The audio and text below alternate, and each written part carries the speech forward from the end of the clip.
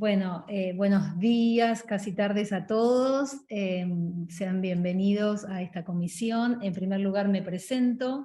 Mi nombre es Cecilia Bianchini, soy licenciada en Ciencias de la Comunicación, egresada de la UBA.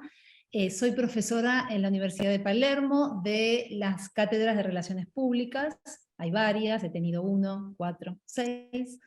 Y además me desempeño en el mundo corporativo de entretenimiento en marketing y relaciones públicas. Bueno, en primer lugar, sean bienvenidos a este 10º Congreso Interfaces híbrido desde los últimos tiempos, 2022. Vamos a dar comienzo a esta comisión que se titula Entornos Digitales y Tecnologías. Bueno, como para hacer un pequeño background, les cuento que el Congreso Interfaces es un espacio que une a protagonistas de la comunidad educativa de toda América Latina y de España, con la intención de compartir experiencias pedagógicas que hayan resultado significativas, intercambiar vivencias, validar proyectos, y en muchos casos también consolidar estrategias como resultado de este congreso. Este año el Congreso Interfaces Híbrido 2022 cuenta con 340 ponencias que están distribuidas a lo largo de 45 comisiones en vivo. Y como lo dice el título híbrido, algunas comisiones son presenciales y otras virtuales, como en este caso. Bueno, como les adelantó recién María Paz, cada ponencia tendrá una duración de 10 minutos. Si se extiende algún minutito no pasa nada, pero si no les vamos a ir avisando para que puedan dar un cierre y que no queden interrumpidas. En el caso de, sé que hay un par de ponencias que tienen más de un presentador, en ese caso estos 10 minutos deberán repartirse, ¿no?, entre todos los presentadores. Vamos a hacer una continuidad, a lo mejor bueno, con algún cierre o comentario, pero la idea es que una ponencia esté atrás de la otra, y al final de la comisión tendremos un tiempo, en una oportunidad, para poder reflexionar, hacer algún comentario, aportar, preguntar entre nosotros y entre los quienes hagan las ponencias, alguna duda que haya quedado, pero durante la ponencia no interrumpimos. Bueno, yo no sé si antes de empezar, no sé María Paz, si arrancamos directamente. Sí, claro, cuando de quieras. acuerdo, bueno. Voy a presentar la primera ponencia. La primera ponencia se titula ABP para creación de plataforma virtual contra el dengue. Ahora lo explicarán, pero yo interpreté que ABP es aprendizaje basado en proyectos. De todas maneras, quienes dirijan esta ponencia, Matías Denis, Gabriel Sotelo y Hugo Sendoa, ahora nos van a contar exactamente de qué se trata, y voy a tomarme un minuto más para presentar a quienes exponen. Matías Denis es un máster en psicopedagogía, especialista en ciencia, tecnología y sociedad, es coordinador del Centro de Investigación y Documentación de la Universidad Autónoma de Encarnación. Gabriel Sotelo es director en la licenciatura Análisis de Sistemas Informáticos de la Universidad Autónoma también de Encarnación, y es licenciado en Análisis de Sistemas Informáticos. El tercer integrante de este equipo es Hugo Sendoa, docente en la licenciatura Análisis de Sistemas Informáticos de la Universidad Autónoma de Encarnación, y es asimismo ingeniero informático. Así que le vamos a dar la bienvenida a esta ponencia. Creo que Matías va a ser el encargado en presentarla. No sé si compartís el tiempo con Gabriel y con Hugo o presentás vos todo. Bueno, muchas gracias, Cecilia. Compañeros que están en la sala, en este caso voy a estar representando al equipo de docentes que estaba compuesto en aquel caso por Gabriel Sotelo, por Hugo Sendoa y también por mi persona.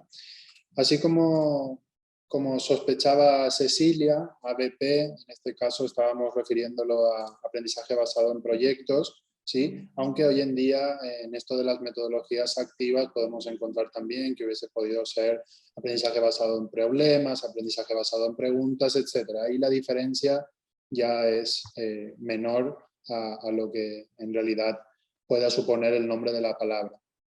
Bien, esta presentación que comparto con ustedes es, en primer lugar, desde un enfoque bien pedagógico. ¿En qué sentido? Bien, la carrera, análisis de sistemas informáticos, requiere evidentemente personal bien preparado, bien capacitado en el área en la cual se van a desempeñar, y no es mi área. Mi área está en la psicopedagogía y en este caso como coordinador del centro de investigación, vinculando la psicopedagogía y lo que es la docencia en sí, estábamos buscando resolver un problema, ¿sí? El problema, que quizás también se repite en otros lados del mundo, es la fobia al proceso de investigación que suelen tener los estudiantes de grado, incluso también algunos en nivel de maestría y doctorado, ¿verdad?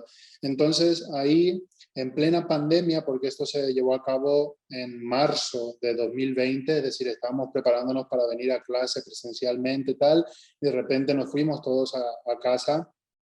Entonces se juntaron ahí varios ingredientes, ¿verdad? La fobia ya en sí a lo que era el proceso de investigación, y también la situación emocional que suponía la pandemia, ¿verdad? Entonces, bueno, diseñamos una estrategia con la cual queríamos que el proceso fuera bien flexible, bien agradable, y que resultara algo gratificante, ¿verdad? Entonces nos juntamos ahí, en primer lugar, la materia de metodología, que era la introducción al proceso de investigación, cómo se investiga, dónde se investiga, para qué se investiga. Después, proyecto de grado, era la materia en la cual los estudiantes de análisis de sistemas informáticos debían preparar, generar, preparar y probar un sistema basado en programación informática. Y por último, el taller de trabajo final de grado, que era plasmar los resultados de ese procedimiento de gestión informática en una investigación, los resultados de una investigación, ¿verdad?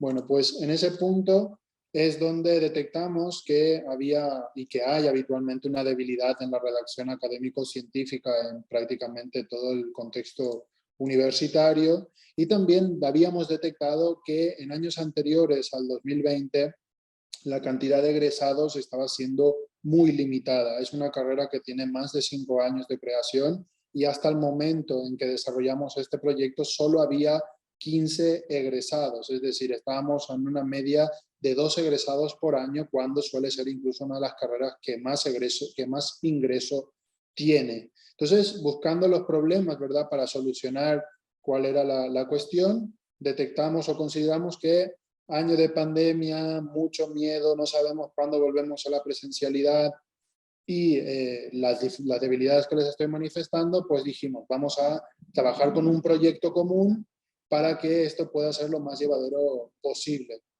Y así entonces es como establecimos como tema común un área que es muy preocupante en Encarnación y en Paraguay. De hecho, incluso hay proyectos financiados por CONACYT que trabajan sobre la temática del dengue desde la perspectiva de salud con TIC, ¿verdad? Y nosotros consideramos que podían haber vacíos en algunos espacios, por ejemplo, la gestión documental de los pacientes con dengue o con posibles casos de dengue, para activar protocolos antes de que estuviéramos ya en la situación de dengue, ¿verdad? Entonces ahí creo que encontramos un tema en común, donde al principio todos los estudiantes decían, esto no es de mi área, esto no es de mi área, pero cuando empezamos a trabajar en la búsqueda de información, ya empezaron a ver que hay soluciones propuestas con TIC, y entonces es donde ya empezaron a encontrarle el gusto los estudiantes. En ese punto lo que hicimos con los estudiantes, por tanto, fue validar una propuesta temática, porque ellos vieron que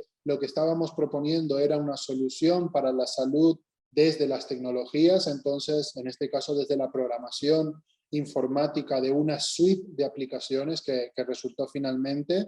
Y a partir de ahí, ¿verdad? Eso nos llevó 2 o 3 clases, terminar de ver si la propuesta era viable o no. Ya empezamos a desarrollar todo el proceso de investigación que corresponde a lectura de investigaciones previas, planteamiento de objetivos, de problemáticas, etcétera. Eso es muy importante, ahí les voy a marcar concretamente el punto de proceso de detección, acá, proceso de redacción. En ese punto quiero comentarles cómo hicimos, ¿verdad? Los estudiantes de análisis de sistemas informáticos presentan un perfil de muy poca lectura científica en el área de la informática. ¿Por qué? Porque la primera cuestión es que el idioma de la informática generalmente está en el inglés y no hay digamos, una corriente de estudio en inglés desarrollada actualmente en Paraguay. Entonces ahí ya hay una dificultad. Y lo que hicimos para paliar esa dificultad de lectura fue no decirle al estudiante, vayan y lean artículos y a ver qué sacamos de ahí, sino fue, cada estudiante tenía que leer 3 artículos, de esos 3 artículos sacar como mucho en 5 líneas la idea general, compartirlo en un foro y entonces los estudiantes se iban retroalimentando entre sí porque incluso encontraban artículos que podían compartir y encontraban artículos que no habían detectado entre distintas personas, lo que hacía que el corpus de la argumentación de la investigación fuera muy robusto, ¿verdad? Entonces eso fue lo que hicimos como la etapa de metodología, que resultó de mucha utilidad porque a los estudiantes generalmente no les gusta leer en cantidad, sin embargo, al detectar que cada estudiante del grupo aportaba un resumen de 5 líneas sobre un artículo, resultó que los estudiantes incluso terminaron leyendo fuera de los textos que teníamos previstos. Y a partir de ese cuerpo teórico inicial que no superó las 15 páginas por estudiante, es donde pudieron empezar a elaborar el software, pero la elaboración ya no era solo basándose en aspectos técnicos de la carrera en sí, sino que pudieron encontrar, eso creo que está vinculado con la innovación empresarial, pudieron encontrar qué propuestas de software ya existían y ellos entonces a partir de ahí encontrar, por ejemplo, o elaborar un prototipo que fuera mucho más accesible económicamente para el sistema en el que estamos, ¿verdad? En este caso, Paraguay es uno de los países con menor inversión en materia de salud pública. Entonces ahí es donde ellos finalmente empezaron a gestionar el software, cambiaron de materia, ya dejaron metodología atrás con su cuerpo teórico, pudieron ya participar en taller de trabajo final de grado y en proyecto de grado, lo que les permitió en este caso ya consolidar la propuesta de forma técnica, que evidentemente fue lo que más les gustó porque es de su área. Ahí después realizaron las pruebas de software y actualmente es lo que nos enorgullece muchísimo, estamos en proceso de comercialización de ese software, porque lo que pudimos lograr con toda esta propuesta, rápidamente les estoy contando, pero tienen muchos entresijos que los otros compañeros hubiesen podido comentar. Esta propuesta nos dio que a la fecha, gracias a la propuesta, pudimos conseguir 16 estudiantes egresados en la misma cohorte, lo que hace que actualmente haya 31 egresados cuando en más de 5 años de carrera solo había 15, es decir, duplicamos la cantidad de egresados. Eso creo que es un indicador muy clave de que la propuesta, el diseño metodológico de cómo llevar adelante la propuesta, no centrándonos en crear investigadores, sino centrándonos en tener estudiantes que no le tengan miedo a la ciencia, fue algo muy positivo y muy satisfactorio incluso para los estudiantes. Al final lo que buscábamos, sobre todo, no era comercializar un producto, ni mucho menos. Nos encontramos con que ese producto es comercializable después de hablar con personas que saben de esta área de transferencia tecnológica. Nuestro objetivo estaba en que el estudiante egresara sin ningún problema, sin ningún tipo de miedo ni retraso en cuanto a la fecha de egreso, que aprendiera con la ciencia y que también pueda pensar en diseñar nuevas tecnologías, pero basándose en una evidencia científica que ya existe. Y ahora que tuvimos esta buena, digamos, esta buena inversión con ese proyecto, lo seguimos implementando, sigue dando buenos resultados y estamos considerando que es una oportunidad para activar la oficina de transferencia de la institución con el fin de comercializar y sobre todo encontrar una salida laboral para los egresados. Este es un breve resumen de la propuesta. Podríamos conversar y debatir muchísimo más sobre todos los pasos que dimos para que pueda ser utilizable en otros contextos. Muchas gracias. Muchísimas gracias, Matías, por tu ponencia. Después en el último rato de esta comisión lo vamos a conversar un poco más, pero bueno, me parece súper valioso, por un lado, este tema de los objetivos tan claros, ¿no?, para lograr, y todo esto de la inclusión de la tecnología de una manera tan genuina en un proyecto tan real a su vez en la realidad en la que estaba inmerso, ¿no? Así que súper interesante. Bien, vamos a pasar a la segunda ponencia, si les parece, cuyo título es Autoaprendizaje y automatización de procesos instruccionales en Moodle, que es la plataforma de aprendizaje.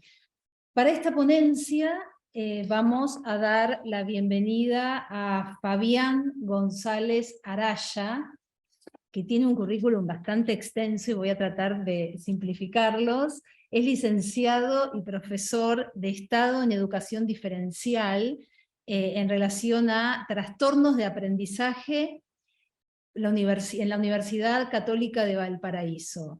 Es máster en e-learning, tiene ese máster en e-learning en la Universidad de Sevilla, diplomado en estudios avanzados en la Universidad Complutense, es profesor del Departamento de Matemática, Física y Computación de la Facultad de Ciencias Naturales y Exactas de la Universidad de Playa Ancha, y tiene muchos años de experiencia en tecnologías educativas, asesorías en implementación de procesos informáticos, docencia, diplomados, posgrados, bueno, y un largo currículum, Fabián, que si querés sintetizar o comentar algo específico, estás invitado a hacerlo. Te damos la bienvenida y arrancamos con tus 10 minutos de ponencia. Perfecto. ¿Me escuchan? ¿Me escuchan? Perfecto, Fabián. Ya, bien, ahí está la presentación. No, comenzamos. Mire, la idea es básicamente explicar una experiencia, un estudio, donde comenzamos a trabajar en autoaprendizaje. Desarrollamos un microcurso y lo piloteamos con 300 profesores del sistema escolar de la región. Lo primero, el objetivo. Oh, parece que algo pasó, me equivoqué. Denme un minuto. Parece que compartí No hay mal la problema. diapositiva. Esto de tener varios archivos. Ya, a ver. Oh.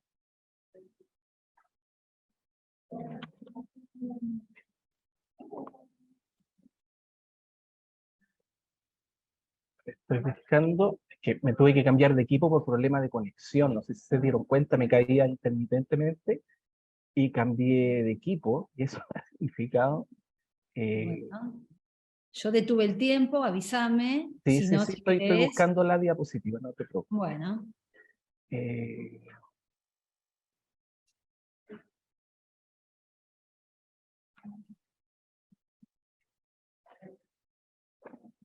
Sí, no la encuentro porque cambié de equipo. Parece que la descargué en el equipo. Si pudieras dar pasada al Fabián, próximo... ¿preferís que siga con la siguiente Sí, ponencia y después sí, volvemos? sí, por favor, porque voy a cambiar de equipo. Bueno, así te tomas tu Disculpen. tiempo en buscarlo, dale, no hay Sí, problema. gracias.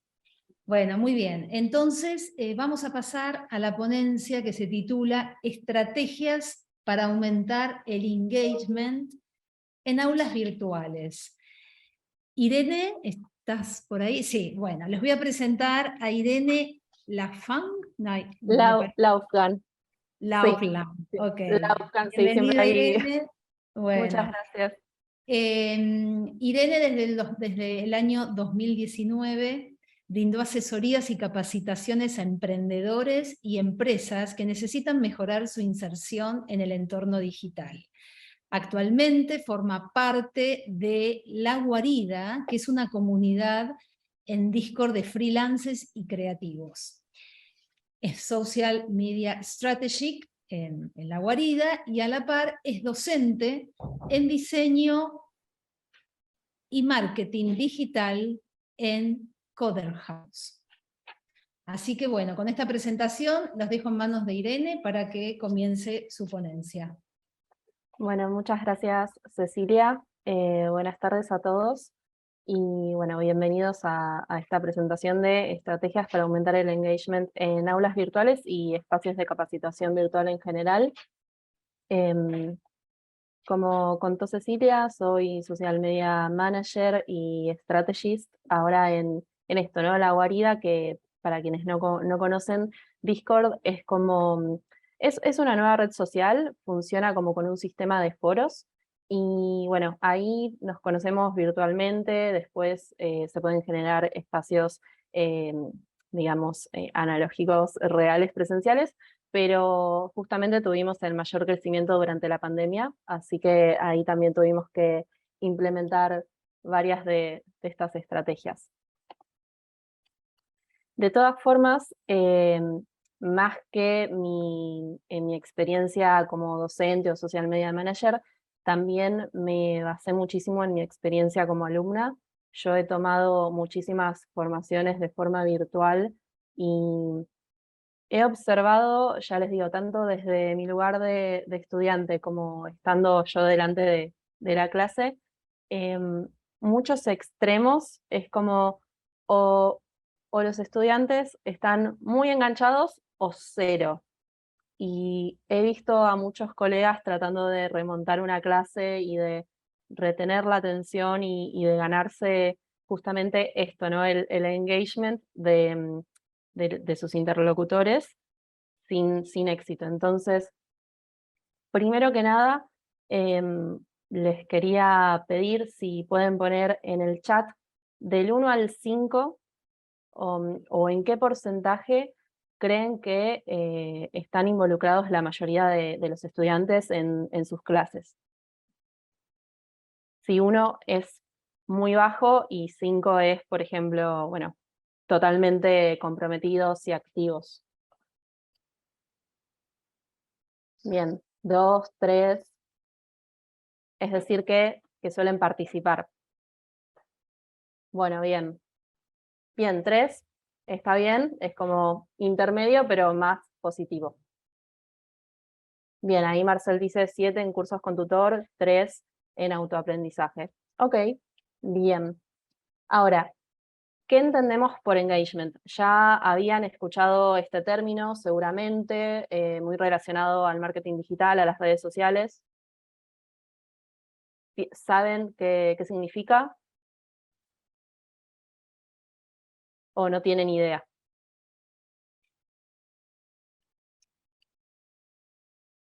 Como una especie de adherencia, ok.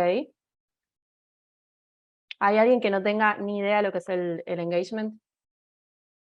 Que no lo haya escuchado o que lo escuchó pero no tiene absoluta idea de qué es. Ok, bien, Ana dice yo. Ahí veo que están poniendo fidelización en función de permanencia y de acción. Ok, me suena de las redes sociales como de Instagram. Bien. Ok, vamos entonces a continuar para entender un poquito de qué se trata el engagement.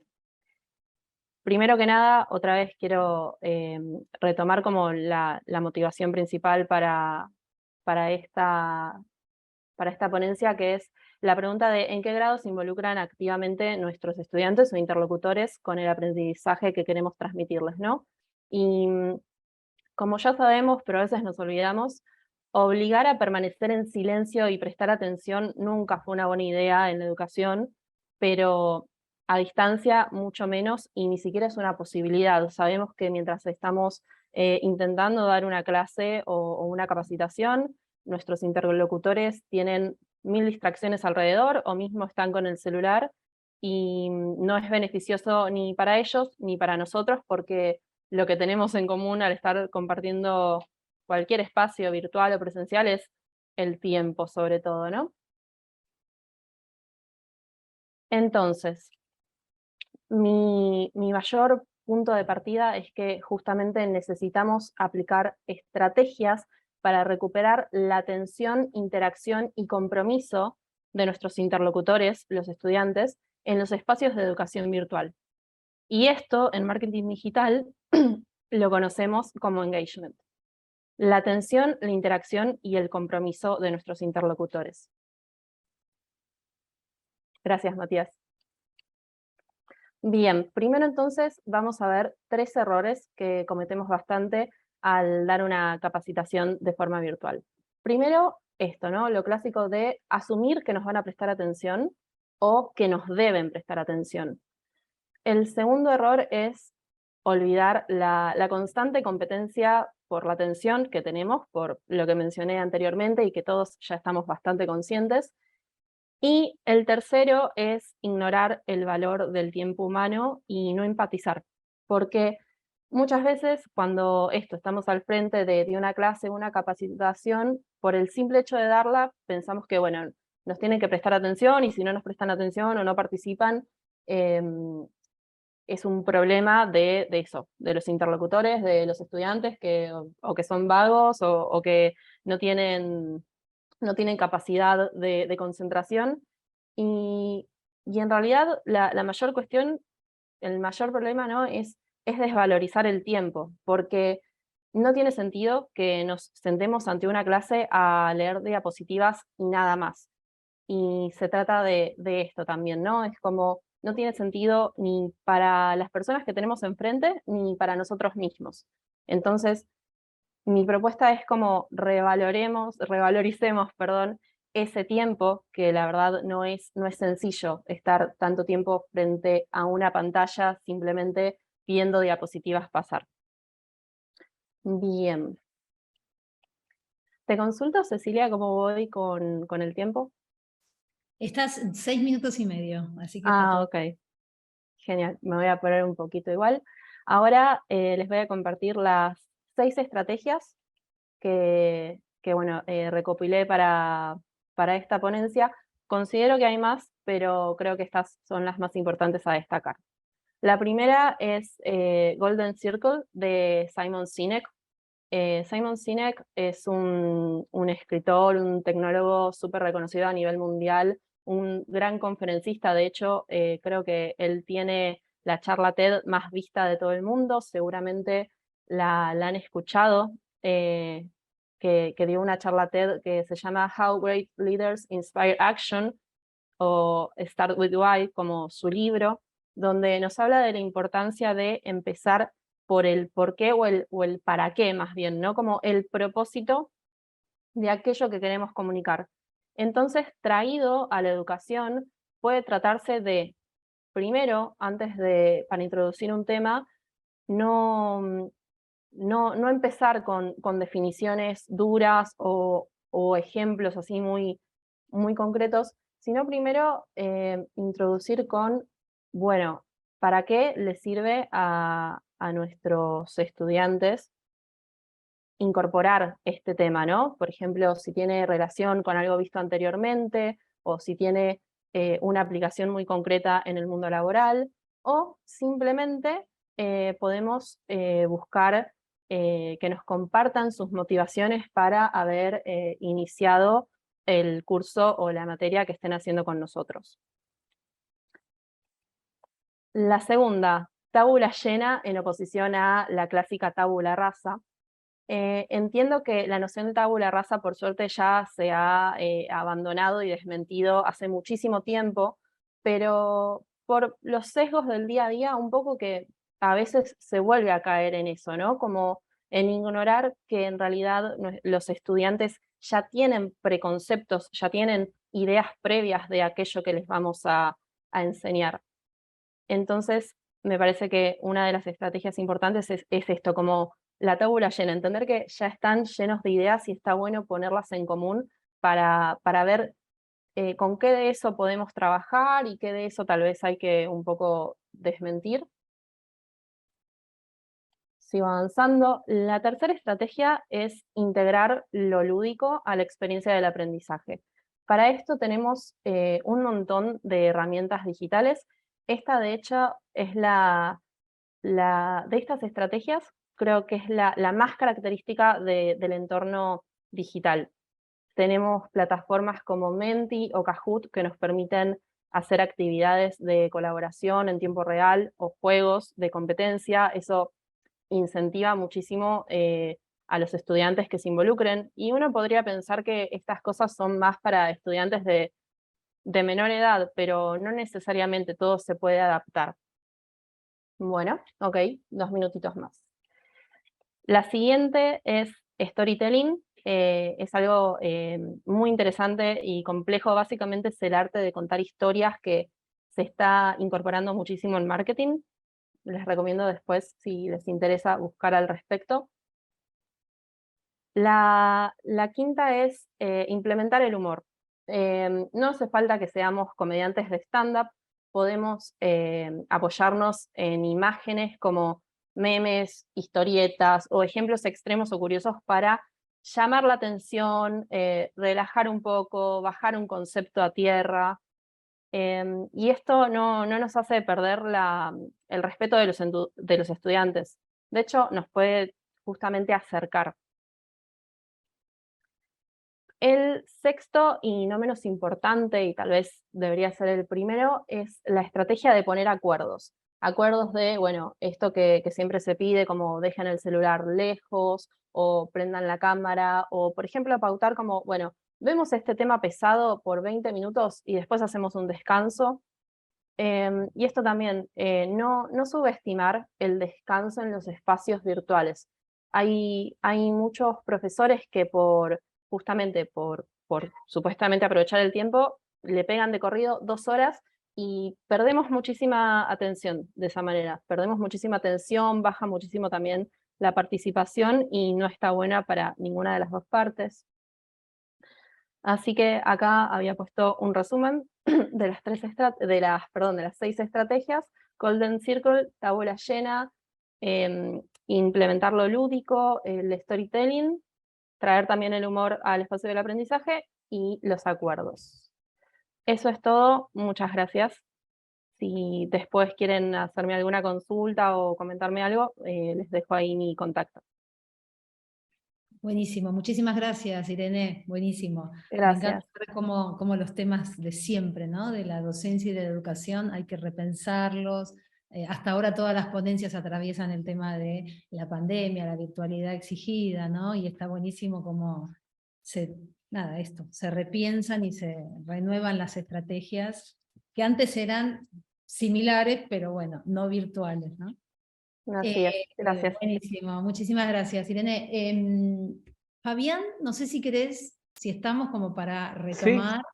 Sí, encontré la Bueno. PPT al cambiarme de... Bueno, perfecto. Entonces, no vuelvo a presentarlo, pero sí les recuerdo que la ponencia de Fabián se titula Autoaprendizaje y automatización de procesos instruccionales en Moodle.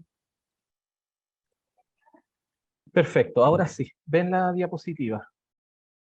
¿Sí? Todavía no. Sí, a veces el tema es un poco lento.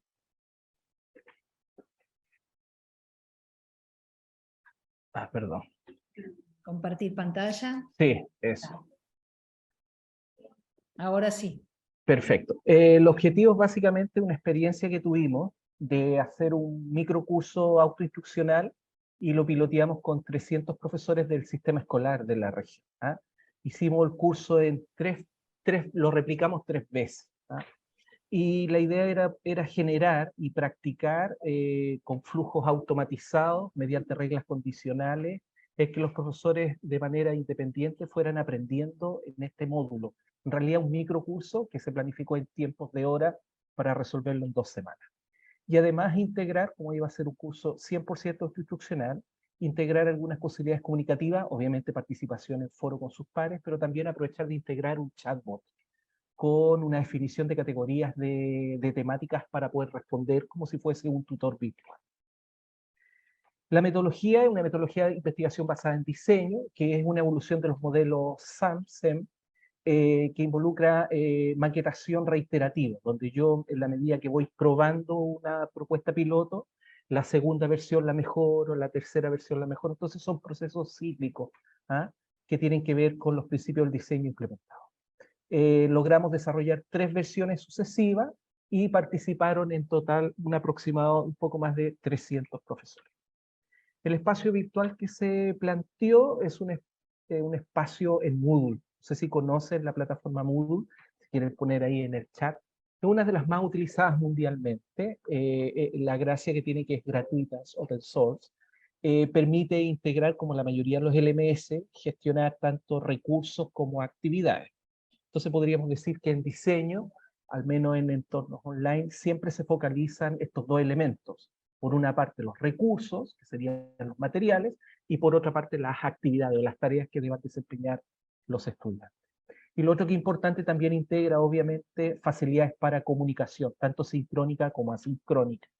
Al ser un contexto abierto, permite la integración de muchos plugins, tanto eminentemente gratuitos como algunos de pago también. El diseño didáctico, ¿cómo se realiza? Moodle, desde las últimas versiones, la versión más o menos 3.9, si más no me equivoco, hoy día vamos la 4.1, 4.09, estamos llegando a la 4.1, desde hace un par de años, permite que cada recurso o cada actividad tú puedas darle un nivel de condicionalidad, de tal forma que si tú quieres que el alumno lea o vea un recurso siguiente, le pones como condición que el previo, por ejemplo, o haya interactuado con él. Entonces, en definitiva, de este rango de condicionalidad que uno le puede dar a cualquier recurso o a cualquier tarea, uno va generando una programación muy sencilla de un flujo de acción. Y obviamente a la medida que va superando los pasos previos, va avanzando de manera individual a su propio ritmo y desempeño hasta llegar al último recurso o actividad. Entonces, lo primero que yo debo definir en el diseño instruccional es organizar esa secuencia, tener claridad en la secuencia tanto de los contenidos como los materiales. Y acá definimos lecciones, tutoriales, mini test, foro y un cierre de unidad y pasa a una segunda unidad. Entonces, ¿cómo se programa la ruta de condicionalidad? El primer recurso o actividad siempre está visible y en la medida que revisa ese recurso o interactúa, se abre el segundo recurso o actividad. Una vez que supera o interactúa con el segundo recurso o actividad, se abre automáticamente el tercero y así de manera permanente. ¿Cuáles son los tipos de condicionalidades que nos permite Moodle? Puedo yo condicionar un recurso o actividad a en función del elemento previo. O sea, yo el primero lo dejo abierto y los siguientes, cada uno, los programo. Entonces, el segundo, el tercero, el cuarto, etcétera, yo le agrego una condición de acceso en función de la actividad previa. Yo puedo condicionar finalización de actividad. Por ejemplo, si un recurso es algo tan simple como verlo, al ver ese recurso se abre el segundo. Por ejemplo, ojo, actividad también podría ser una tarea. Por ejemplo, que tenga que publicar en un foro. Si la persona publica en un foro, se abre el recurso siguiente. O sea, una de las condiciones de finalización de actividad. Otras de las condiciones de fecha. Por ejemplo, yo puedo configurar que el acceso a cierta información o actividad tenga que ver con la superación de una fecha. O, por ejemplo, una calificación asociada a una actividad. Por ejemplo, si hay un cuestionario objetivo, si el estudiante saca tal nivel de logro y lo supera, se abre el recurso siguiente. En un caso que reprueba y no obtiene el nivel que yo quiero, se puede abrir un recurso de reforzamiento. Y otra forma también de definir condicionalidades por perfil de usuario. Por ejemplo, Google hace varios años, como 8 años, las versiones 3.2, asocia identificación de IP en función de GPS. Entonces yo podría asociar a perfiles de localidad o de ubicación geográfica o sumar varias restricciones de condiciones a un recurso. Entonces, en definitiva, yo estructuro esta condicionalidad en cada uno de los elementos. Y la comunicación se trabajó por medio de dar un espacio para que hagan consultas con sus propios estudiantes, con los otros estudiantes, y también un chatbot. Y el chatbot, entonces, se programó en función de diversas categorías. Acá hay una captura de pantalla de una parte de la primera unidad, está el primer recurso, que es una lección, queda abierto, y después de que ven ese contenido, pasan al segundo, y después al tercero, etc. Aquí yo lo estoy viendo como editor y dice, por ejemplo, que el acceso es prerequisito para avanzar, y después dice no disponible hasta que la actividad previa haya sido superada. O sea, aquí uno puede comenzar a identificar estos elementos. Entonces, el chatbot utilizamos de Google, una versión gratuita que es bastante potente, que se llama Dialogflow, donde yo configuro el chatbot en Google, saco el código HTML y lo incrusto en un bloque en el Moodle. Por ejemplo, aquí una captura de pantalla de una consulta y responde, obviamente, en función de las consultas. ¿Cómo se programa? Yo tengo que definir temas o categorías de preguntas, configuro las posibles preguntas que pudieran nacer y la organizamos en estos temas administrativos. Probamos este chatbot con temas administrativos, de calendario, consultas de calificación, del certificado, del curso, de despedida, duración, cuánto dura el curso, las instrucciones, cuáles son las actividades, etcétera, ¿no? Están como en las categorías. Inclusive hice una captura después, aquí tienen, del registro de todas las interacciones que tuvieron con el chatbot, y generalmente las personas entran, esto significa que hace clic en un espacio en blanco, pasan a la bienvenida, o en 65% siempre pasan al exceso bienvenida, y lo que más porcentaje acarrió las consultas con el chat fueron de solicitudes, hacer solicitudes, preguntar por una fecha, y después volvían a retornar a las otras categorías de fecha, de objetivo, en fin, ¿no? Algunos hicieron preguntas por el objetivo. La segunda prioridad fue objetivo, porque este es el espacio en blanco. Sí, eso era básicamente. Entonces, frente a consultas, quedo disponible. ¿Me queda Buenísimo, tiempo? Fabián. Sí, está perfecto el tiempo. Perfecto. Muchas gracias, súper interesante. Yo personalmente no conocía esa plataforma, así que nada, me parece que para la autogestión de contenidos es súper valiosa. Seguro que van a aparecer algunas preguntas en la Sí. etapa final de la comisión. Bien, muchísimas gracias, Fabián. Les pregunto, había una ponencia que quería anticiparse en el tiempo por un tema, yo no sé si, creo que eran Julieta y Alejandra, no sé si quieren ahora o seguimos adelante. ¿Sí? Sí, sí es posible. Perfecto, ¿los demás están de acuerdo? Bueno, perfecto. Entonces, vamos a pasar a una ponencia que se llama, su título es Zonas y escenarios del aula, la creatividad didáctica. Voy a presentar brevemente a las expositoras. Julieta Brizuela es profesora y licenciada en Ciencias de la Educación, diplomada en Docencia y TIC, profesora de formación docente de la USAL, profesora de nivel medio en el Colegio José Manuel Estrada de Lanús, profesora de nivel superior en UMET, colaboradora académica de la Universidad de El Salvador en la Dirección de Educación a Distancia. Alejandra Lamberti es licenciada y profesora en letras, especialista en educación y tecnologías. Se desempeñó como académica en la dirección de programas de educación a distancia y en el nivel medio es docente de prácticas del lenguaje y coordinó asimismo el plan de inclusión de tecnologías en el colegio en el cual se desempeña. Le damos la bienvenida a Julieta y Alejandra y las escuchamos. Ale, no sé si quieres empezar. Sí, muchas gracias, Ceci. Muchas gracias a todos. Bueno, buenas tardes. Yo voy a dar una breve introducción a lo que vamos a plantear y después arranca Juli. La idea de nuestra presentación surge después de todo lo que ha pasado con la inclusión de las tecnologías en el marco de la pandemia y de la pospandemia. Nosotras trabajamos las dos en un programa de educación a distancia y hemos visto cómo este último tiempo ha reconfigurado algunas de las prácticas tanto presenciales como virtuales. Y lo que nos parece importante es pensar en esto que nosotros llamamos las zonas, ¿cierto? ¿Qué valor o cómo diseñamos nuestros encuentros sincrónicos? Cómo diseñamos nuestras aulas virtuales? Por ahí en la ponencia anterior se hablaba de Moodle. Moodle es una de las tantas plataformas de gestión de contenidos que existen, y hay muchas veces como un desfasaje entre lo que hacemos en el aula, lo que hacemos en los encuentros sincrónicos, y aún más si usamos esas aulas como complemento de nuestras clases presenciales. Entonces parte de este recorrido que les va a plantear Juli surge de estas experiencias que nosotras tenemos en las aulas virtuales. Bien, como decía Ale, nosotras después de la pandemia, en la pospandemia, lo que hicimos fue tratar de generar algunos estándares para poder organizar las propuestas de la universidad, esta idea que trabajan varios autores, por ejemplo Mariana Maggio en la actualidad, pero no es la única, y desde el diseño educativo, desde esta idea de pensar la educación desde el diseño, que hay cada vez más escenarios, cada vez mayores espacios de actuación, esto que decíamos, presencialidad con complemento de TIC, presencialidad con combinación de educación a distancia y educación a distancia plena o de la manera más tradicional.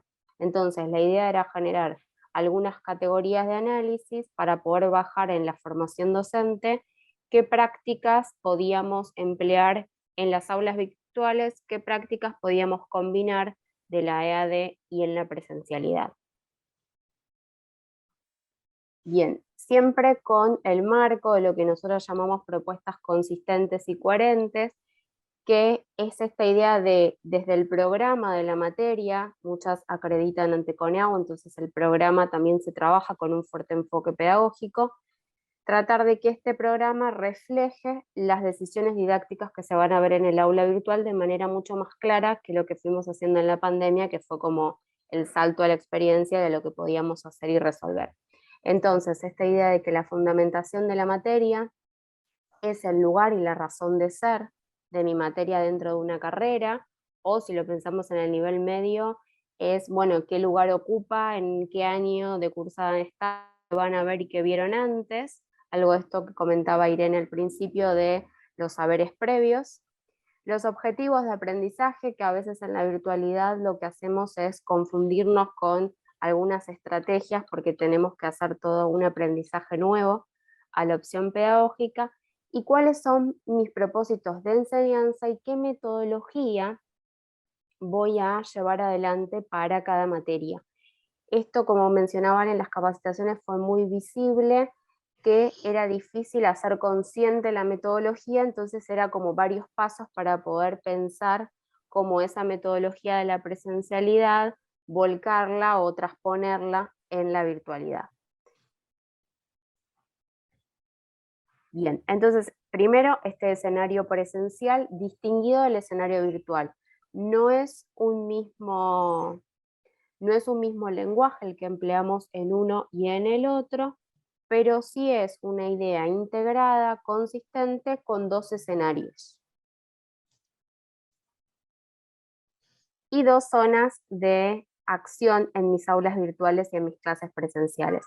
Utilizamos para poder explicar, nosotros desde la USAL tenemos multiplataforma, entonces para poder unificar todas las plataformas que usamos, trabajamos con la idea de zonas. Dentro de las aulas virtuales, independientemente de la plataforma, Blackboard, Moodle, aquellos profes que en la pandemia usaban Classroom, tiene que haber dos zonas. Una zona donde yo cargo el material, cargo mis clases, cargo las presentaciones, las lleno de recursos interactivos, tal vez en un lenguaje más textual, con más imágenes, con menos imágenes, pero lleno esa zona de recursos, y una zona de interacción con los estudiantes. ¿Cuál es el feedback que me van a dar los estudiantes? ¿Qué tipo de actividades voy a realizar? ¿Qué tipos de actividades voy a elegir que no estén dentro de mis clases? Entonces, cuando la pensamos en zonas, podemos relacionarla con el programa. Nosotras siempre empezamos las capacitaciones preguntando, ¿tu materia es más práctica, más teórica, tiene más interacción, menos interacción? Entonces, eso se visibiliza en un aula, con más foros, con más actividades de entrega colaborativa, con más trabajo con otros, otra vez más trabajo individual. En las carreras económicas como actuario, contabilidad, hay mucho más trabajo autónomo para la resolución de ejercicios, mismo en medicina, entonces vamos a tener una interacción con un tipo de interacción docente-estudiantes, que va a haber espacios de encuentro en los sincrónicos, también en foros de dudas, pero va a primar otro tipo de actividad por la didáctica disciplinar. Y lo mismo con los recursos. Materias que tal vez estaban abarrotadas de recursos o que les faltaba, entonces todo el foco era de interacción, entonces ir nivelando estas zonas independientemente de la plataforma en la que se trabaja. Esta categoría la hicimos a nivel micro, o sea, dentro del aula virtual o dentro de nuestros escenarios, y trajimos a colación una idea que nosotros trabajábamos en las capacitaciones cuando eran presenciales pre a la pandemia, una idea un poquito más macro de cómo va a ser mi aula virtual y el formato de aula virtual que voy a utilizar. Dentro del aula y de mi propuesta de enseñanza tengo estas dos zonas. Bueno, si voy un nivel más arriba, ¿cómo pienso mis aulas virtuales? De nuevo, cuáles son mis propósitos de enseñanza y mis objetivos de aprendizaje, y en base a eso nosotras trabajamos con 3 modelos. Un modelo en espejo, que es que mi aula virtual lo que hace es replicar lo que pasa en la presencialidad. Esto es interesante para tanto clases combinadas, que tienen algunas clases a distancia y algunas clases presenciales, como en aquellas que son como complemento de la clase presencial, el aula virtual. Entonces tenemos una especie de crónica de lo que va pasando. Entonces tenemos las mismas actividades, las planteamos en la virtualidad, algunas las hacemos presencial, otras las hacemos virtuales, pero tenemos todo el material que utilizamos, la misma organización. Si yo mi programa lo organicé en unidades, mi aula virtual está organizada en unidades. Si les hago actividades de entrega, mis actividades de entrega pueden estar en el campus, pero lo mismo que pasa en la presencialidad se replica en la virtualidad. Entonces yo veo el aula como estudiante y no tengo duda de qué materia estoy ni de qué se espera de mí, porque ya lo entendí en ambos escenarios. Esta es la forma en la que yo hago un paralelismo. El formato de puzzle, que es interesante pensarlo para propuestas combinadas también, para propuestas para los 3 tipos de aulas, lo que plantea es que el aula virtual genera un recorrido alternativo. Lo usamos mucho para materias que tal vez eran anuales y se transformaron en cuatrimestrales, entonces nos quedan a veces recorridos interesantes para los docentes que te dicen, ¿y ahora qué hago con este recorrido?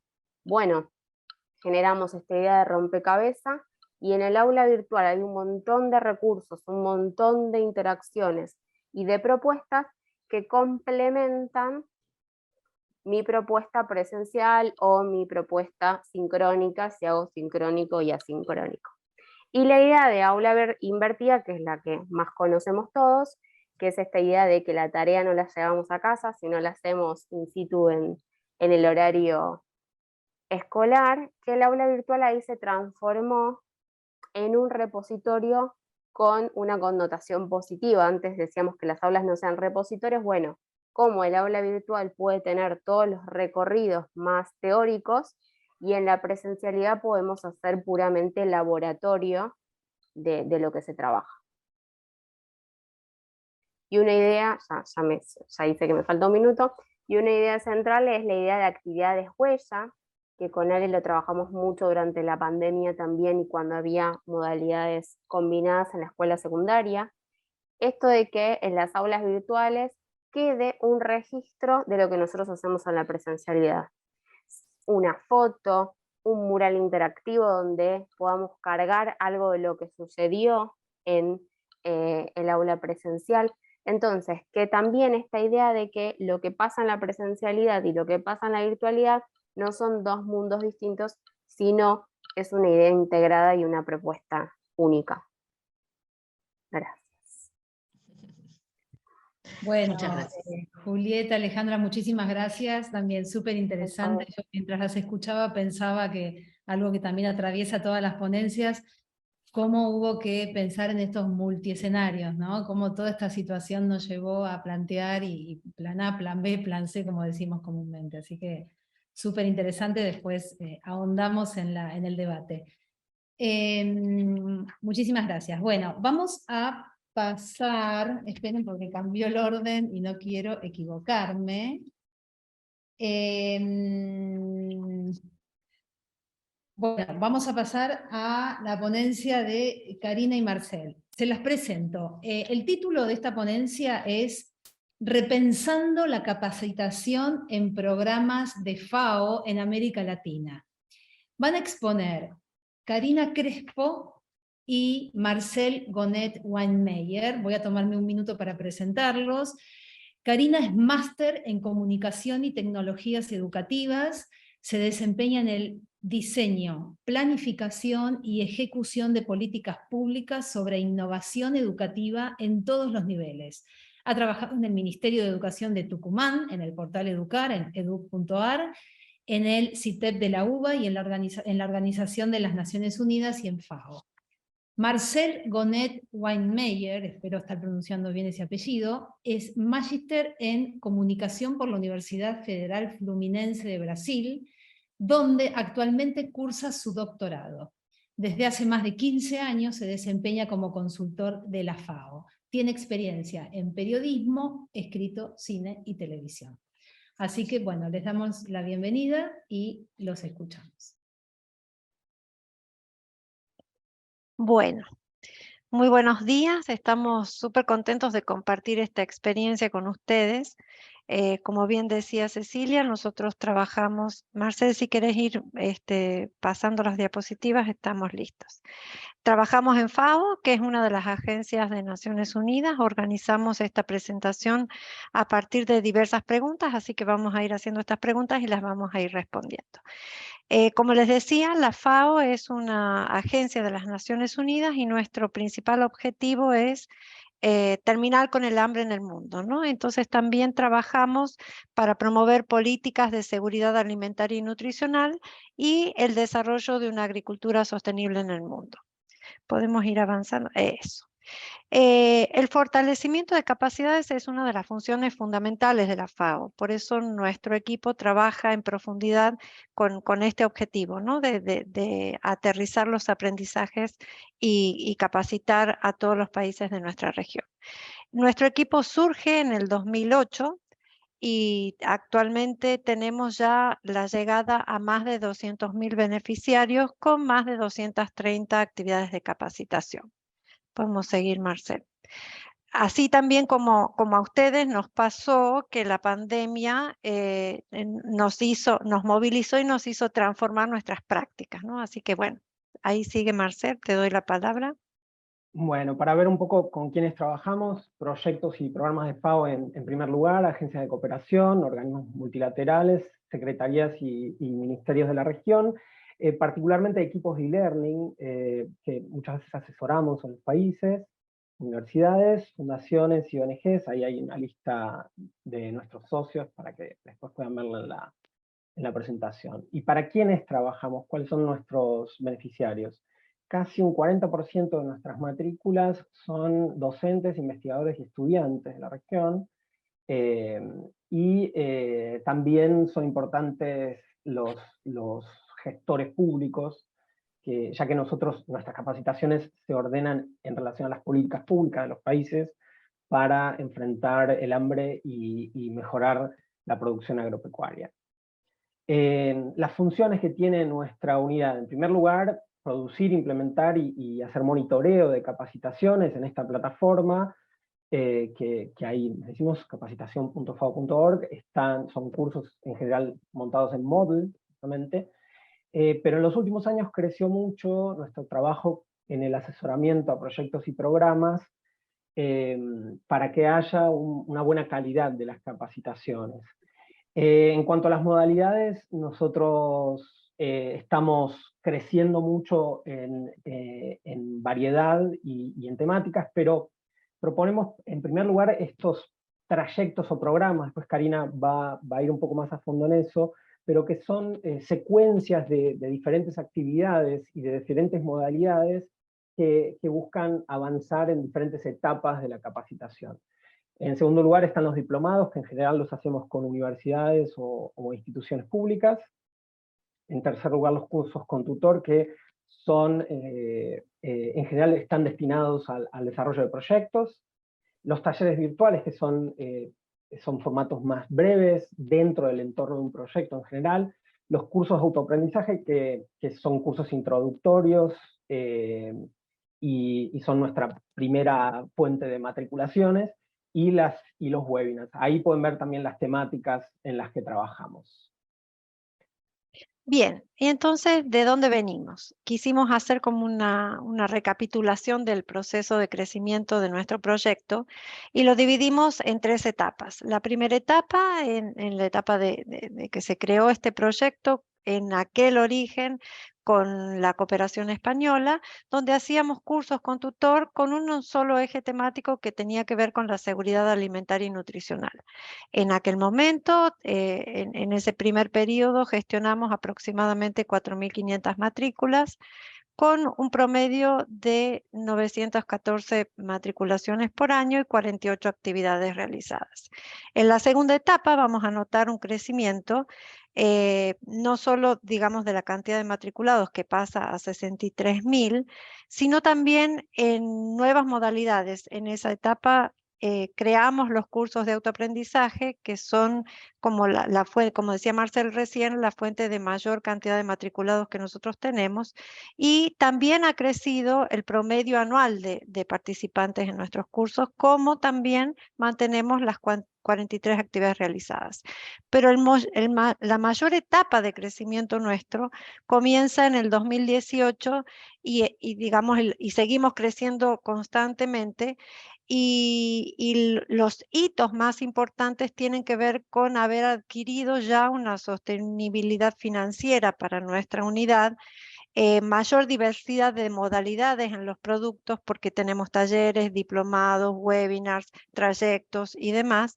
Y por sobre todo esta nueva función que contaba Marcel de asesorar a los países y los proyectos en qué entendemos por una capacitación de calidad.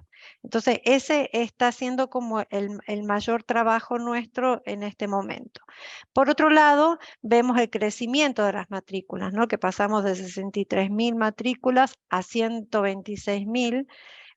También aumentó el promedio anual de 12.000 a 25.000, y la cantidad de actividades que ustedes ven que pegó un salto importante de 43 a 231 actividades en este último periodo, con además nuevos productos como las conferencias o los webinars, con 180.000 visitas en este último periodo. Y ahora vamos a pasar a la siguiente, y quisimos hacer un zoom, porque analizando todos estos datos estamos viendo que seguimos creciendo, y si ustedes ven en esta comparación de año a año, en el 2018 teníamos 20.000 matrículas por año, y si pasamos al polo opuesto del primer semestre de este año, alcanzamos casi 40.000 matrículas en el semestre solamente. Entonces, cuando empezamos a analizar todos estos datos, bueno, además de ponernos contentos, nos parece súper interesante reflexionar también sobre qué estamos haciendo para que esto suceda, ¿no? Y es más que nada lo que queríamos compartir con ustedes. Sí, desde el punto de vista de la comunicación, la pandemia nos hizo reformular no solo nuestros formatos, sino nuestra difusión, y vimos que era muy importante generar difusión en la red interna. La FAO tiene oficinas en 33 países de América Latina y el Caribe, y empezamos a invertir en presencia en redes sociales, y eso nos llevó a que en el primer semestre de este año tengamos casi 5.000 matrículas mensuales, lo cual ha sido un crecimiento para nosotros increíble.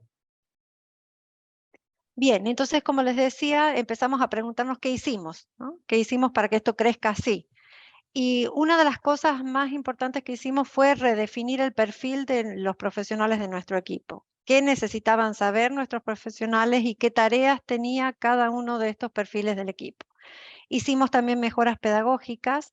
En el 2000, por ejemplo, 2015, había cursos que tenían 11 unidades de autoaprendizaje y eran muy extensos. Empezamos a trabajar más con una estructura de microlearning, con digamos, con una gran presencia en nuestros contenidos, con el pensamiento visual, con materiales muy interactivos. También trabajamos mucho sobre la instalación de la marca de nuestro, digamos, de FAO Capacitación dentro de la región, dentro de los equipos FAO, para que sea conocida el área dentro de la FAO y fuera de la FAO. Hicimos mejoras tecnológicas, actualizamos nuestra plataforma Moodle, y también empezamos a utilizar otro tipo de software para el desarrollo de los cursos. Hicimos mucho análisis de las estadísticas, de nuestras bases de datos y demás, y también mejoramos nuestros informes. para dar a conocer también los resultados que vamos teniendo en este proceso de crecimiento. Hicimos también mejoras en los procesos internos de producción, y esto fundamentalmente sucedió en el periodo de pandemia, que tuvimos que ordenarnos y sistematizar mucho más todo. Y también hicimos una amplia difusión en redes, incluso con digamos, publicidad paga en Facebook y en Instagram. Y ahora, digamos, empezamos a diseñar cuál es nuestro norte. Partimos de la idea de que empezamos a identificar en la región que los proyectos desarrollaban muchos cursos, mucha cantidad de cursos, pero quedaban solo en una etapa de sensibilización.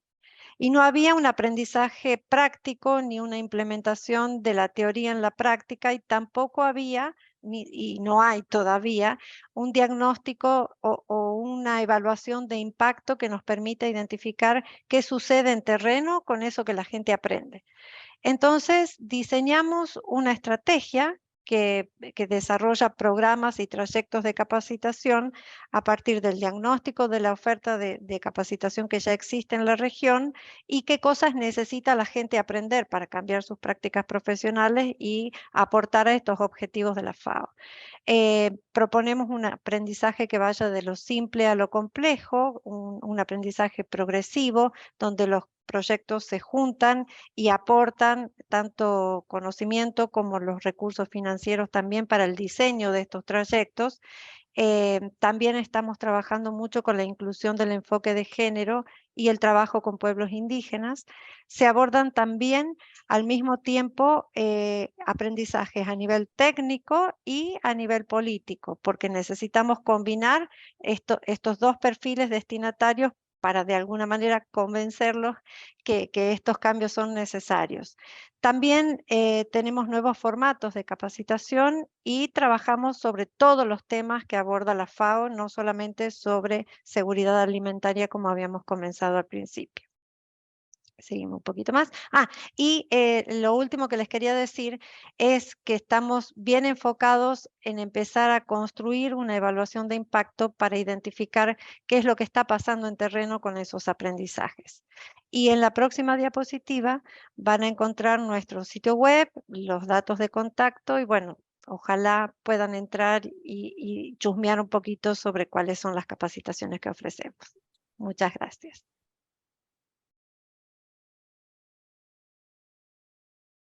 Bueno, muchísimas gracias, Karina, Marcel, súper interesante también.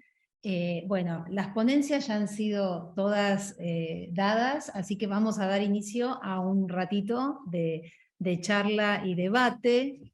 A mí me gustaría solamente como para disparar esta conversación, comentarles algo y leerles un pequeño fragmento. Lo primero que salta a la vista y que es lógico, y en eso estamos, es cómo todas las ponencias estuvieron atravesadas por el tema de la pandemia, ¿no? Y los replanteos, y se me ocurre pensar que cosas que ustedes seguramente han conversado muchísimo en todos estos tiempos, que todos los hemos hecho desde nuestros lugares y nuestras funciones docentes, cómo una crisis tan grande, una vez que va pasando, deja la puerta abierta a tantas oportunidades, ¿no? A tantas oportunidades de replantearse, de cuestionarse estrategias, de pensar cambios, ¿no? Eso por un lado. Y por otro lado, creo que alguien, no sé si fue Julieta, nombró a Mariana Maggio, que bueno, todos sabemos que es una especialista en educación, creadora de algunos conceptos bastante clave, como la inclusión digital genuina o la educación poderosa y otros. Y encontré una nota que dio hace muy poquito, hace un par de meses, en mayo, en el diario Infobae, de donde saqué 2 extractos que me parecía que estaban relacionados con todo esto que estuvimos charlando ahora, y que podrían ser un puntapié para ahora empezar a preguntarnos y a comentar cosas después de escuchar todas estas ponencias. En un fragmento de la nota dice: hoy tenemos un mundo que, como lo define Alessandro Barico en su libro The Game, es al mismo tiempo físico y virtual. Y con esta metáfora es como vuelve a cerrar todo este recorrido a lo largo de la historia. En un mundo que es al mismo tiempo físico y virtual, La educación tiene que aprender a jugar el juego. Y en otro fragmento de la nota dice: creo que no podemos dar nada por sentado, porque las tendencias cambian muy rápido y tenemos que comprenderlas. Ir, y lo primero es asomarse un rato y ver qué está pasando acá, y con eso construir un puente de diálogo. Bueno, dicho esto, si quieren, van levantando la mano, así yo les doy la palabra. Obviamente pueden hacer alguna reflexión, preguntar a alguno de los expositores lo que quieran sobre sus ponencias, intercambiar opiniones, y obviamente es un espacio de conversación para que sea fructífero para todos. Fabián, te escuchamos. Sí. Bueno, primero felicitar a todos. Karina, bueno, son impresionantes los datos, sobre todo del crecimiento exponencial que uno esperaba que hubiera un retroceso, ¿no? Yo entiendo todo el desarrollo que tuvimos en virtualidad, pero ahora retornando a la presencialidad, uno esperaba que bajara un poco la. En función de eso, y tiene relación con la experiencia que nosotros hicimos acá en la universidad, de hacer estos cursos autoinstruccionales. ¿Qué porcentajes de término tienen de los cursos autoinstruccionales? Por ejemplo, yo en esta experiencia piloto que presenté, comenzaron 300 profesores participantes y terminaron como 30, el 10%, un porcentaje muy bajo. Quería consultarte eso sobre los porcentajes, y lo otro, ¿qué estrategia ustedes han probado para ir mejorando un poco esa percepción que tienen de sentirse tan abandonados en un curso donde no tienen interacción tan real o directa? Esa era mi consulta. Karina, porque usted debe tener métricas, pero impresionantes, como para hacer Big Data. Muchas gracias. No sé, Cecilia, si voy contestando o... Sí, por supuesto. Sí, perfecto. Bien, mira, Fabián, una preocupación nuestra es la misma que vos tenés. A ver, de toda esta gente que está matriculada, ¿cuánta realmente termina los cursos? ¿Cuánta certifica? En las dos grandes modalidades que nosotros manejamos, el mayor porcentaje de gente matriculada es en los cursos de autoaprendizaje. Y también teníamos esa preocupación: ¿qué hacemos con todos estos que están matriculados y que no han terminado el curso? Entonces, sí diseñamos estrategias de retención. Nosotros hacemos un análisis de nuestros estudiantes de cada uno de los cursos. Por ejemplo, ahora tenemos cerca de 35 cursos activos. Entonces, analizamos de la gente que está matriculada hasta qué unidad fue llegando cada uno, y tenemos ya diseñados correos de retención que vamos mandando a los que llegaron hasta la unidad 1, la unidad 2, estimulando y motivando a que continúen el proceso de capacitación. A veces es porque se olvidan la clave, a veces es porque se olvidaron directamente que estaban haciendo el curso, entonces los vamos como rescatando. Hicimos un estudio de más o menos cuál es el porcentaje que tenemos de retención, y en nuestros cursos de aprendizaje tenemos desde un 10 a un 40% de retención, y en nuestros cursos con tutor tenemos entre un 70 y un 90% de retención, porque nuestro sistema de tutoría es muy, ¿cómo te diría? Está es un seguimiento muy uno a uno todos los días. Incluso hemos definido los términos de referencia de los tutores, con carga horaria de mínimo 10 horas por semana, con ingreso de tal hora a tal hora, y todo un proceso de sistematización de acompañamiento nuestro al tutor y del tutor a los estudiantes. Entonces, por el momento tenemos esas dos estrategias, ¿no? Para los cursos de autoaprendizaje, que igual estamos bien contentos con el resultado, porque tener un 30-40% de retención en autoaprendizaje, siendo tan masiva la oferta, es un número interesante. No sé, Marcel, si... Sí, no, solo iba a agregar que hay unas curvas, ¿no?, que trazamos, y obviamente cuando los cursos pasan más tiempo online, va creciendo la cantidad de certificados, y hemos visto, comparando con edX, con Coursera, que siempre el promedio de ellos es ese 10%, me parece que ese es el piso de autoaprendizaje, pero nosotros tenemos varias ventajas, la primera de las cuales es que son cursos muy de nicho técnico, ¿no? Entonces, notamos, por ejemplo, que en las universidades los profesores indican estos cursos introductorios nuestros para sus estudiantes. Entonces, de repente tenemos 20 o 30 matriculados en un día, de la misma universidad y digamos, capturamos parte de esa participación en las universidades. Esa es una de las ventajas que tenemos. Pero sí, yo diría que hoy el promedio está más cerca del 30% de finalización en autoaprendizaje. Buenísimo. Gracias, Marcel. Matías.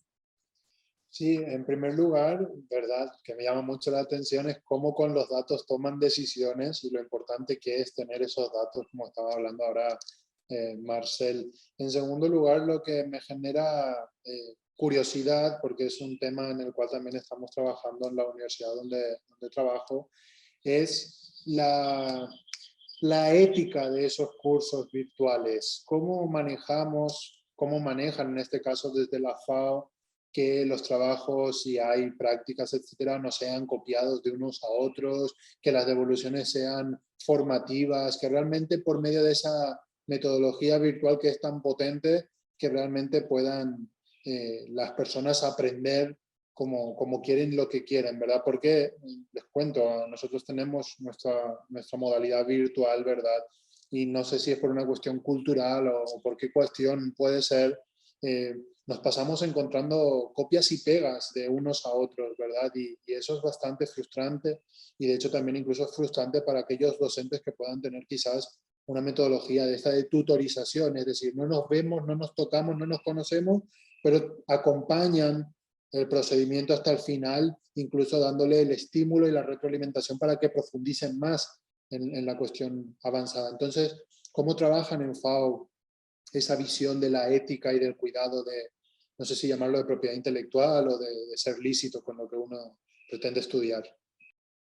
Perfecto, gracias Matías. El tema que vos tocás es central, sobre todo en los cursos con tutor. Nuestro enfoque siempre tiene que ver con, nosotros utilizamos siempre los espacios de foro para proponer las actividades que desarrollan los estudiantes. Y nos gusta esta idea de que los estudiantes publiquen sus tareas en el mismo foro y que se lean entre ellos. Como las consignas que nosotros ofrecemos son 100% de producción individual de las personas o grupal, pero es producción, no son preguntas teóricas, son tareas prácticas que cada estudiante tiene que hacer porque después eso lo implementa en su trabajo. O es la mejora de un proyecto, o es el diseño de un proyecto, o es el análisis o la corrección o la evaluación de un caso. Y en todos los casos, las actividades tienen múltiples resoluciones. No hay una sola respuesta correcta porque lo que queremos hacer es que lo que la gente aprenda le sirva para aplicarlo en el trabajo. Son cursos netamente prácticos y están enfocados de esa manera. Entonces, es muy difícil que se copien porque la tarea tiene que ver con lo que hace la persona en su día a día laboral. Entonces lo hace durante el curso y lo implementa en su trabajo durante el curso o después. Entonces de esa manera, como ellos tienen que producir, evitamos el copy y pego. No sucede el copy y pego generalmente. Entonces fundamentalmente es la propuesta nuestra de la consigna. Tratamos de imaginarnos cuáles pueden ser las respuestas de los estudiantes y si la respuesta se repite, quiere decir que la consigna en ese caso no nos sirve. Fabián aportaba a través del chat que en estudios de pregrado y posgrado se deben cumplir con criterios de calidad que están relacionados con las verificaciones, ¿no? De identidad, incorporar los mails de anticopia, etc. Eso en general, creo que, no sé si antes, pero desde la pandemia, por lo menos, antes creo que también se utilizaba. Sí, sí, pero más desde la pandemia, coincido, sí, sí, sí. Bien. Claro, nosotros para acreditar programas en las universidades, ya sean de pregrado o posgrado, si se está haciendo en modalidad online, se exige a nivel de criterio. O sea, tú tienes que certificar acá los programas. O sea, al menos en esa función, sí. Entonces ese es un elemento que se exige. Totalmente, totalmente. Irene, ¿querías comentar algo? Sí, gracias. Primero me parece súper importante la pregunta que hizo Matías y quería sumar algo también muy similar a lo que a lo que explicaba Karina en cuanto a la práctica, ¿no? Por ejemplo, en Coder House tenemos cursos con 100, 200 personas a veces, y justamente para evitar también eso, ¿no? Las copias, si bien no llega a ser de grado académico la formación, también tenemos muchos trabajos prácticos, y son todos en base a el proyecto particular de cada estudiante, que lo tienen que ir desarrollando a lo largo del curso, y las consignas justamente son eso, son ir haciendo esos trabajos prácticos. Entiendo que de alguna manera también se podrían aplicar en entornos académicos. Perfecto, muchas gracias. En el Sí, chat. solo agregar que en nuestro caso siempre los cursos con tutor son orientados a trabajar sobre la experiencia, como deciden. Entonces, digamos, no es muy posible el copy-paste, y justamente nos interesa, como decía Karina, que todos se vean. Entonces, también es muy difícil hacer trampa en un entorno abierto y público. La verdad es que eso nos ha dado muy buen resultado en estas capacitaciones con tutor, ¿no? Sí, y como decían por ahí, el gran desafío de generar propuestas que no sean, que tengan que ser realmente inéditas, ¿no? Porque también está en la consigna y en la propuesta garantizar que haya algo que obligue a ser inédito, ¿no? Es un desafío para el docente también. Matías, ¿tenías la mano levantada de nuevo o es la que quedó? Sí, quería preguntarle en este caso a Marcel por el tema de la ratio. ¿Cada cuántos estudiantes, o mejor dicho, cuántos estudiantes tiene cada tutor? Perdón. Cari, ayúdame, creo que tenemos un número de 70 como máximo. Sí, tenemos 60 aulas de 60 participantes por tutor, y un tutor puede tener hasta 2 aulas, a veces 3 cuando es un trabajo full time. En general, nuestros tutores son expertos en el contenido específico del curso, y nosotros los capacitamos para, definimos primero cómo son nuestras tutorías, qué queremos de un tutor, y los acompañamos en todo ese proceso. Para terminar con 60 estudiantes aprobados, matriculamos 80. Entonces, de esa manera, siempre hay una deserción al inicio, entonces nos vamos asegurando, entonces matriculamos un poquito de más al principio, y nos aseguramos de tener un cupo más o menos de 60, 50 personas aprobadas al final. ¿Tienen asistentes académicos los tutores o están solos con los 60? No, a ver, los tutores tienen como la principal función trabajar el contenido. Nosotros entregamos todo ya resuelto, y lo que sí tiene que hacer el tutor es hacer las devoluciones de cada tarea, y las devoluciones también les mostramos cómo las queremos, ¿no? No es solamente poner una nota y aprobado o desaprobado, sino que tiene que hacer un comentario de los aciertos que hizo la persona, con las cosas que tiene que mejorar, con preguntas, con ejemplos, relacionándolo con otro caso, digamos, trabajo de otro estudiante, etcétera. Yo digo que somos medio cargosos con el tema de la tutoría, pero porque entendemos que es clave, es clave. Y además, Marcel siempre me reta porque yo sigo insistiendo con esto, el tema de que la tutoría sea una tutoría sensible, humana, emotiva también en cuanto a la comunicación, que no sea tan acartonada, que sea más cercana, que tenga a veces, qué sé yo, algún chiste, alguna imagen, algún video motivacional, yo le llamo regalitos, y como tenemos a veces perfiles muy estructurados, Marcel tiene miedo como de mandar esos regalitos, pero yo insisto porque mi experiencia como tutora siempre ha funcionado muy bien, entonces tenemos ahí una base interesante de recursos motivacionales para acercar a los estudiantes, sobre todo cuando están atrasados. Entonces también tenemos un sistema de acompañamiento y retención semanal donde tenemos un semáforo en nuestra plataforma de la gente que entró hace 10 o 15 días, hace 5 días o lo que está más reciente. Entonces hacemos un análisis cuantitativo y cualitativo. Cuántos días hace que entraron o no, y además hacemos un seguimiento de las tareas que van completando los estudiantes, porque puede ser que entren pero que no hagan la actividad. Entonces por eso hacemos un análisis quali y quanti. Un poco las estrategias de engagement que comentaron. Exacto, exacto. Fabián. Justamente quería un poco hacer consulta a las chiquillas que hablaron de engagement, con la experiencia que ellas tienen, qué elementos emocionales, porque aquí hay un punto clave que ha hablado Karina, ¿no? Cuando lamentablemente tenemos que abrir el espacio educativo a cantidad, y hoy día con estos software, estas plataformas, tenemos mucha información, las métricas registran cada clic que hace la persona, pero el tema de cómo yo personalizo y humanizo los procesos, cuando no estoy junto al estudiante, son elementos clave.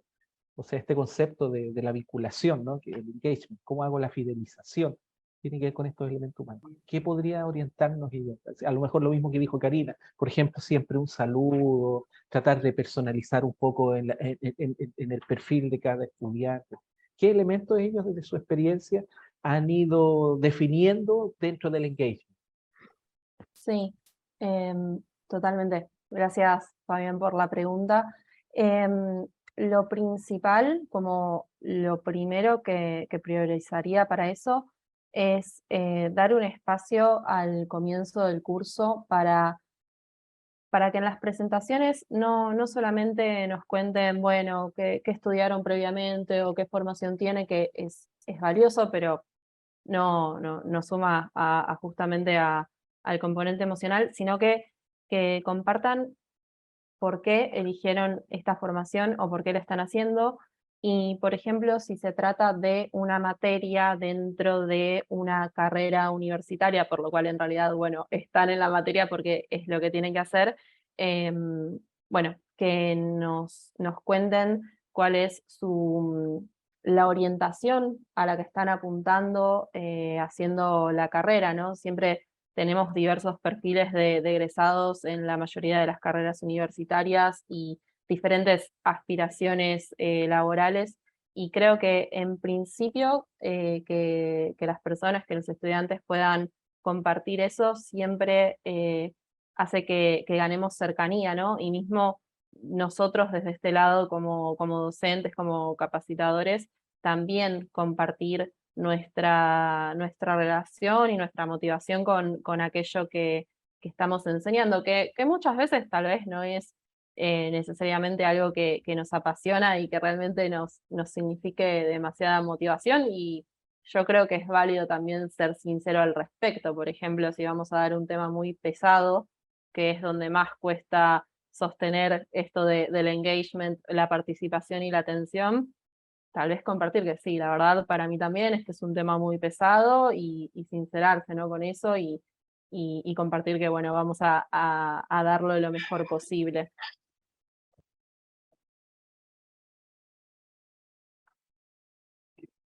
Perfecto, gracias, Irene. Gracias. ¿A quién le gustaría comentar algo más o hacer alguna pregunta a alguno de los expositores?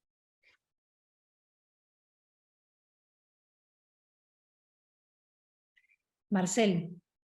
No, solo porque me quedé pensando, y es un debate que tuvimos desde el comienzo con Karina, porque realmente hay públicos muy diferentes, y en el caso nuestro, imagínense que trabajamos con ingenieros agrónomos o economistas, o personas que en general en los ámbitos educativos mantienen una formalidad, muchas veces son funcionarios públicos, sobre todo en estos cursos de con tutor, ¿no? Que es una parte de lo que nosotros hacemos, y realmente se nota mucho cuando el ambiente es más liviano y se pueden hacer estas intervenciones humanas, ¿no?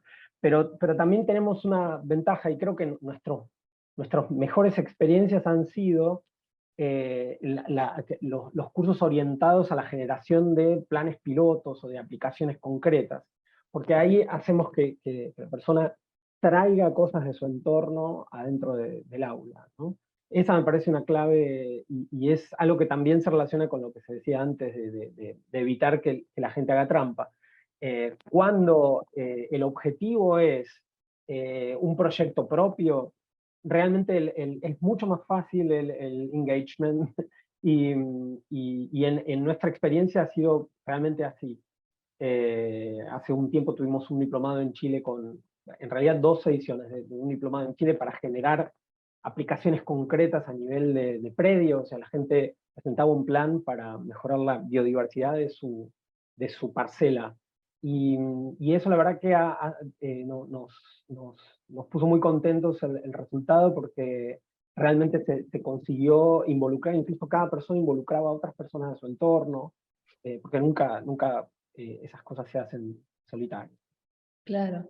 Sí, claro, el concepto un poco de lo significativo, ¿no? La importancia de que lo que uno encara a nivel educativo sea significativo, y si es un proyecto lo será más, y si encima es un proyecto para un beneficio, bueno, propio de la comunidad, más todavía, ¿no? Pero sí, lo valioso de lo significativo, que bueno, también rondó un poco en todas las propuestas de hoy.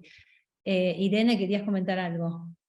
Sí, quería agregar algo más a esto, que eran como los detalles, ¿no? Esto de que presencialmente tal vez los tenemos, pero que virtualmente es necesario como reforzarlos, esto de preguntarle a los estudiantes, bueno, cómo venimos, cómo están con esto, el clásico, cómo venimos hasta ahora, se va entendiendo, hay alguna consulta, y, y también, nada, quería reforzar esto de los descansos, tal vez como, bueno, nos tomamos 5 minutos para poder recargar el vaso de agua o ir a buscar algo o estirar un poco las piernas, que vale para todos, ¿no? Desde estudiantes tal vez de menor edad como hasta para un ambiente mucho más formal y académico, como que todos somos personas y está bueno como si vamos a estar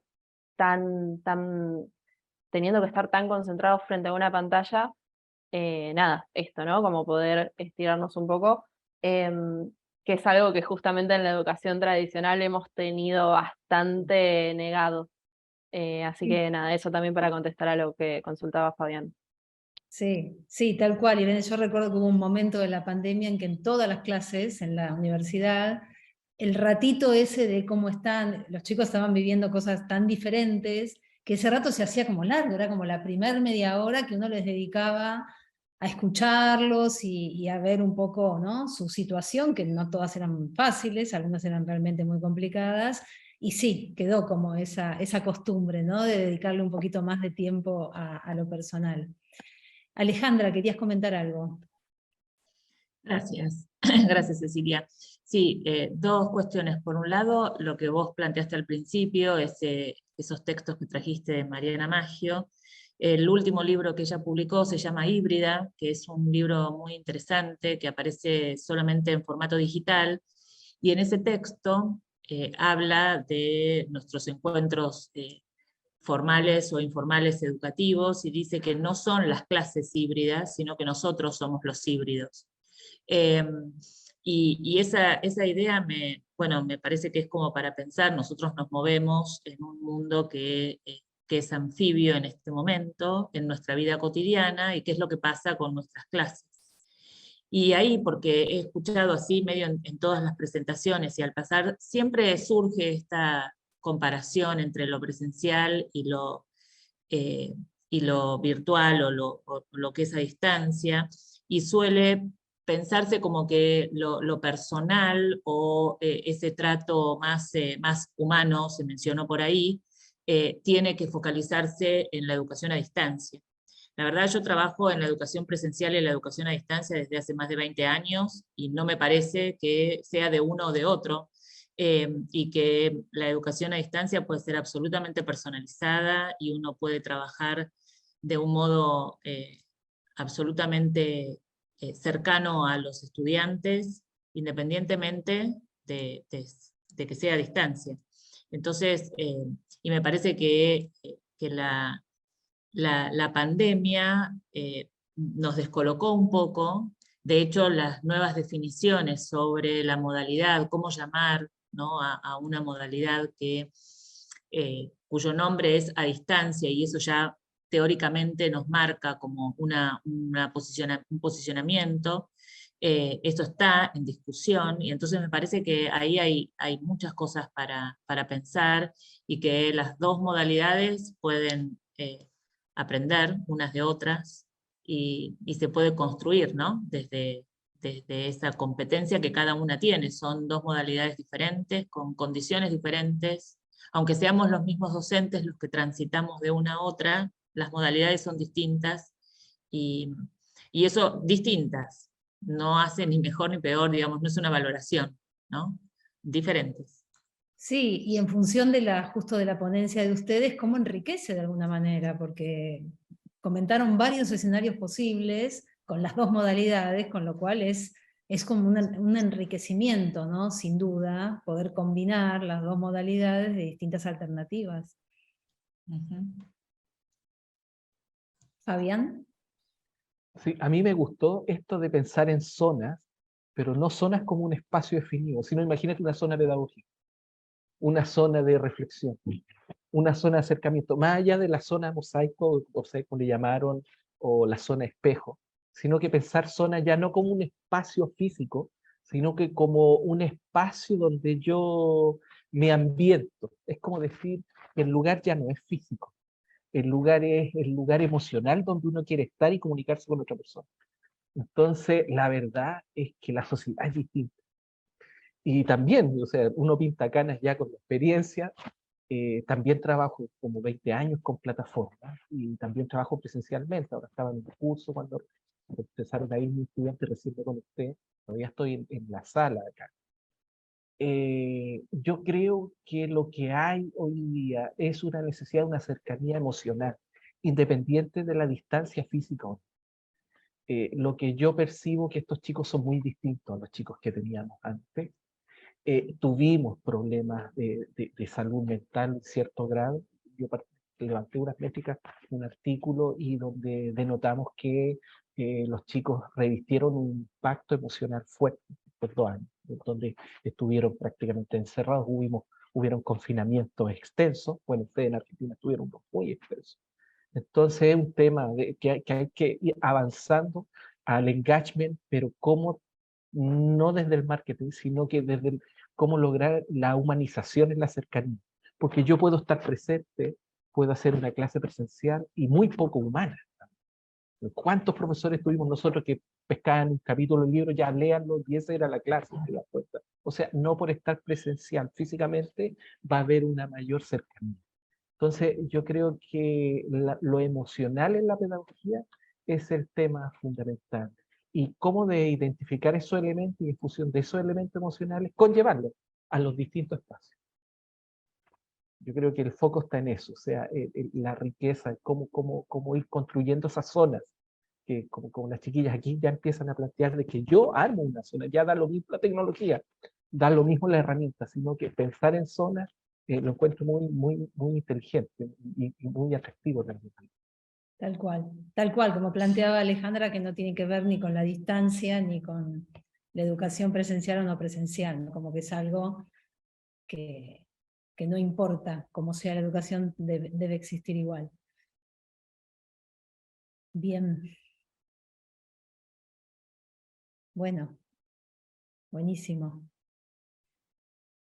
¿Alguien quiere hacer algún otro comentario? Bueno, muy bien, entonces vamos a ir redondeando. Bueno, de mi parte solo me queda agradecerles muchísimo. La verdad que las ponencias fueron muy interesantes todas. Creo que hay un montón que como que se complementaron, ¿no? Como que todos estábamos hablando de lo mismo, con realidades y proyectos diferentes, así que me parece que es muy rico, y también es muy rico este espacio, ¿no?, que ofrece este congreso y la universidad como organizadora para estos intercambios, estas reflexiones. Siempre salimos con algo nuevo, siempre nos enriquecemos en algo y aportamos en algo, con lo cual es muy bienvenido. Así que, bueno, por mi parte, nada, les agradezco mucho. Y gracias a través mío a la universidad por este espacio, repito, y bueno, y esperamos que, sé por ahí que dijo María Paz, que la charla esta está grabada, queda grabada en la plataforma, para el que la quiere después revisar o volver a escuchar alguna parte o alguna ponencia en especial. Los contactos de ustedes también están entre ustedes. Y bueno, acá que están diciendo, muchas gracias a cada uno de los ponentes, muy interesante. Nos llevamos el perfil de alguien para invitarle a otro espacio, perfecto, tal cual. ¿Podrían luego enviar los nombres? Sí, van a estar todos conectados con todos los datos. Así que, bueno, muy bien. Muchísimas gracias a todos y bueno, que tengan una buena tarde. Muchísimas Gracias, gracias gracias a a vos, gustazo. Ceci. ustedes. Muchas Un gracias. gustazo. Gracias. Gracias Chao. Cecilia también por Chao, tu gracias. coordinación. Cariño. Para cerrar, les voy a comentar que los certificados los van a poder descargar desde la web de Interfaces a partir del 10 de octubre, y respecto a la grabación de la comisión, va a estar disponible en nuestro canal de YouTube Conferencias DC a partir del 31 de octubre. Así que, bueno, muchas gracias, y en esta misma sala a las 15 horas vamos a tener taller Kabuki, por si quieren quedarse a disfrutarlo. Así que, bueno, muchas gracias y nos vemos la Muchas próxima. gracias. Gracias. Chau, chau. Gracias. Chao. Hasta luego. Chao, un gusto, cuídense.